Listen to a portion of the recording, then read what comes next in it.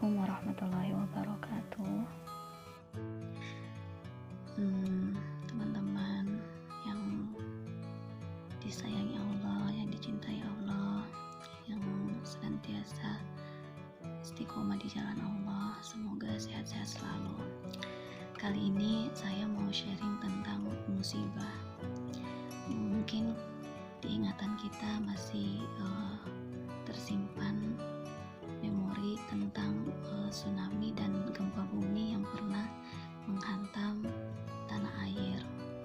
Air yang datang kecepatan setara pesawat jet, apa saja yang dilewatinya, tempat tinggal, perkantoran, rumah ibadah, jalan, dan sebagainya, tidak kurang dari ratusan ribu nyawa direnggutnya.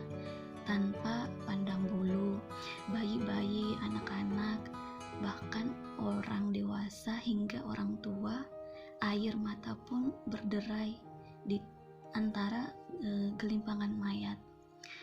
Meratapi musibah yang mencerai-beraikan mereka dari tempat tinggal, harta, dan orang-orang terkasih, seolah-olah hari itu adalah penderitaan terparah di dunia.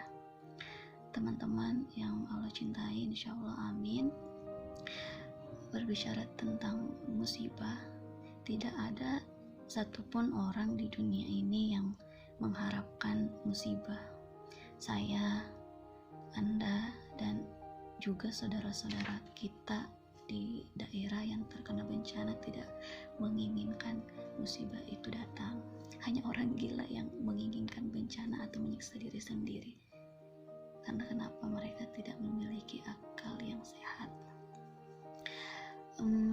Semua orang ingin bahagia, bukan menderita, lahir maupun batin.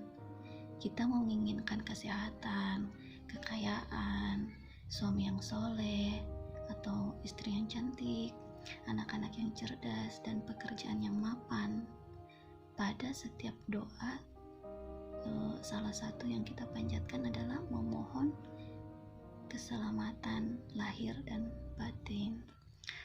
Mungkin teman-teman bisa memflashback ketika kita sholat subuh, atau misalkan kita sholat berjamaah sholat subuh, imam ketika membacakan qunut yang dipanjatkan selalu berisi tentang permintaan agar kita selamat dari berbagai musibah dan bencana. Atau misalkan setiap bertemu dengan sesama muslim, kita diminta untuk mengucapkan doa keselamatan. Assalamualaikum ya ukhti. Pokoknya tentang keselamatan, kebahagiaan, kegembiraan. Dan itu semua adalah idaman setiap insan. Oke, baik. Berbicara tentang musibah. Musibah itu artinya dalam kamus kontemporer bahasa Arab Indonesia, artinya itu malapetaka. Berbicara tentang musibah yang menimpa manusia itu bermacam-macam. Ada yang musibah misalnya bencana alam, kehilangan harta, ditinggal orang yang disayang, atau datangkan wabah penyakit seperti yang saat ini. Intinya musibah ini menimbulkan kesulitan dan kesedihan pada manusia. Ada musibah yang bersifat individual, hanya dirasakan oleh segelintir atau seorang manusia saja, dan ada musibah yang dirasakan oleh banyak orang. Misalkan ketika kita kehilangan benda, maka musibah itu hanya kita yang rasakan. Beda dengan musibah yang dirasakan oleh semua orang. Misalkan saat ini kita sedang dilanda musibah, yaitu didatangkannya wabah. Nah, itu musibah yang bisa dirasakan semua manusia yang Allah kehendaki.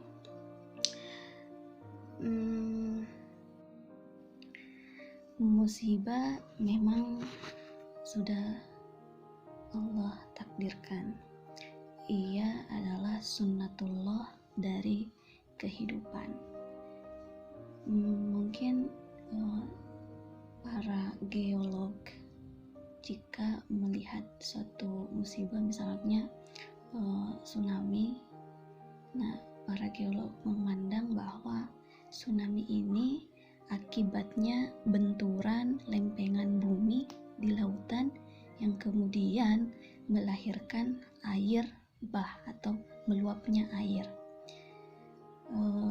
Misalkan letusan gunung hanyalah diakibatkan oleh desakan magma yang meluap, atau misalkan banjir mungkin hanyalah air dari hasil hujan yang sangat deras yang di suatu daerah tidak memiliki resapan yang maksimal hingga meluap ke seluruh daratan yang ditempati oleh manusia.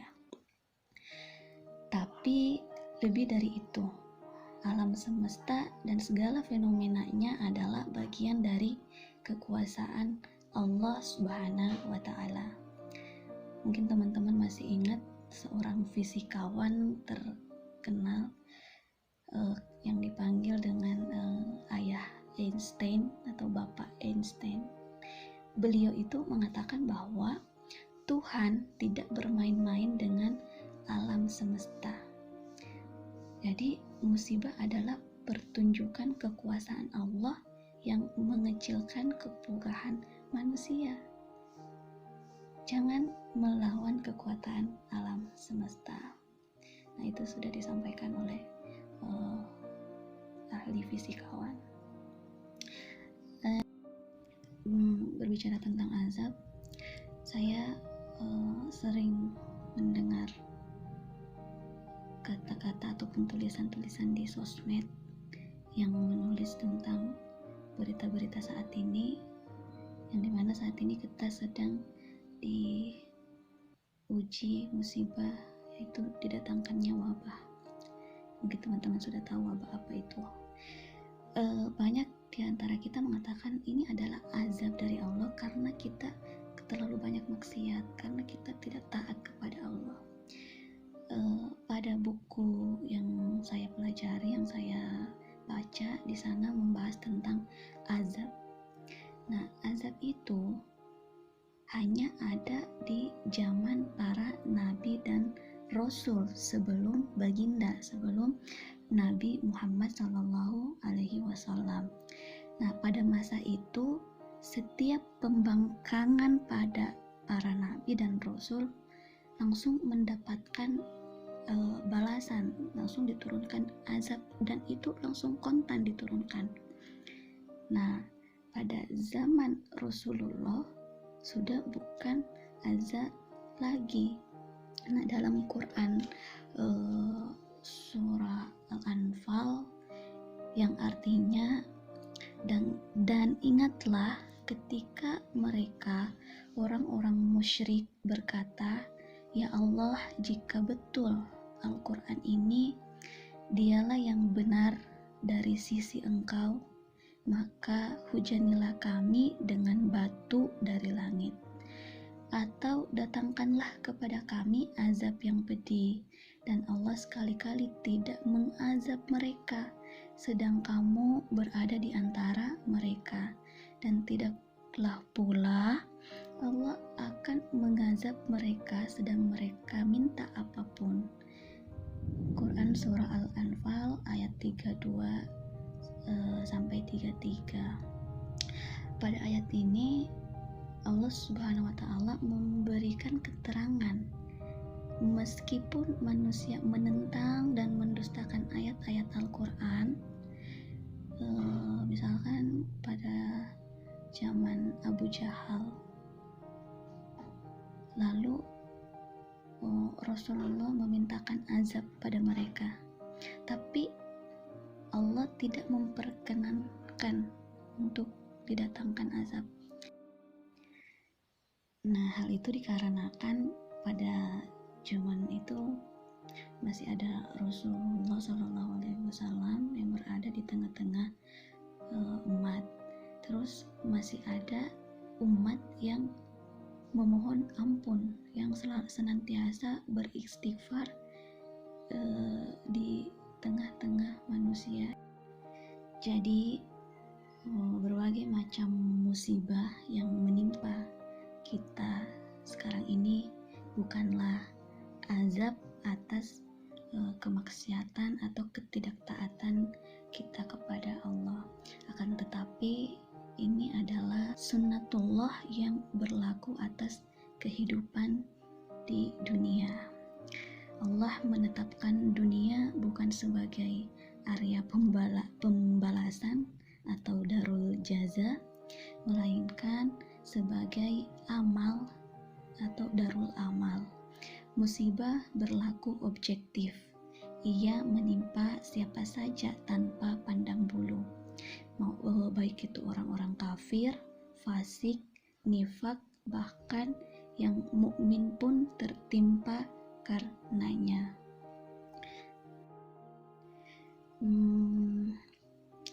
Musibah bukanlah sebuah penderitaan. Jadi teman-teman, saat ini kita sedang dilanda musibah. Dengan adanya musibah ini, kita jangan menjadikannya ini adalah sebuah penderitaan. No. Bukan berarti saya menyuruh teman bersenang-senang di atas musibah ini, enggak. Atau teman-teman harus bergembira di atas musibah ini, tidak. Sebaiknya ketika kita dilanda musibah, ada yang menangis dan duka saat tertimpa musibah. Ini adalah fitrah manusia dan bagian dari tanda kasih sayang dan kehilangan. Tapi menangis duka bukan berarti kita menderita. Ini bukan pandangan sebuah penderitaan.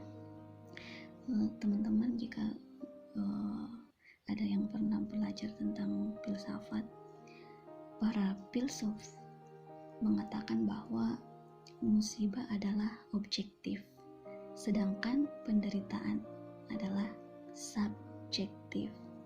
Nah, karena penderitaan bersifat subjektif, ia berasal dari alam pikiran manusia, bukan dari realita. Kitalah yang mempersepsikan sesuatu sebagai penderitaan. Nah, saya mau cerita sedikit di bukunya Ustadz Iwan Janwar. Beliau adalah Ustadz favorit saya. Nah, di dalam bukunya itu dicantumkan sebuah kisah bahwa ada seorang pria soleh yang berjalan melewati seseorang lelaki yang lumpuh dan penyakit berat. Cacing dan ulat bertebaran di sekujur tubuhnya. Ia pun buta dan tuli. Namun demikian, orang itu berkata, "Segala puji bagi Allah yang telah menyelamatkanku dari cobaan yang banyak menimpa makhluknya." Pria soleh itu terheran-heran melihatnya. Lalu ia berkata, "Duhai saudaraku, cobaan apa yang engkau telah diselamatkan darinya? Sungguh, aku melihat semua musibah itu telah berebutan menimpa dirimu." Lalu orang itu menjawab, "Menyingkirlah, wahai pahlawan. Sesungguhnya Allah telah menyelamatkanku karena Ia telah mengaruniai aku lisan yang fasih, yang senantiasa mentauhidkannya. Ia juga memberiku hati yang mengenalnya dan setiap saat mengingatnya." Masya Allah, dia ditimpa musibah tapi dia malah menjadikannya sebagai amal ibadah. Masya Allah, luar biasa. Nah, maka penderitaan adalah pilihan, bukan takdir. Penderitaan tidaklah datang dari musibah. Penderitaan sering datang justru di tengah kesenangan dan kemewahan. Ia dibangun dari cara pandang kita tentang kehidupan ini. Orang-orang yang percaya bahwa apa yang dimiliki pasti akan kembali pada penciptanya, yang akan terjaga dari penderitaan berkepanjangan. Jadi kita dengan ditimpakan musibah, sebanyak apapun musibah itu, semoga semakin membuat kita taat kepada Allah, semakin membuat kita tawadu, semakin membuat kita sayang kepada Allah. Insya Allah, semoga Allah senantiasa menjaga kita dimanapun kita berada. Baik teman-teman, mungkin saya sudah panjang lebar ngobrol, sharing. Semoga apa yang saya sampaikan bisa bermanfaat. Jika ada kesalahan, itu semua datangnya dari saya pribadi. Semoga sharing kali ini bermanfaat dan bisa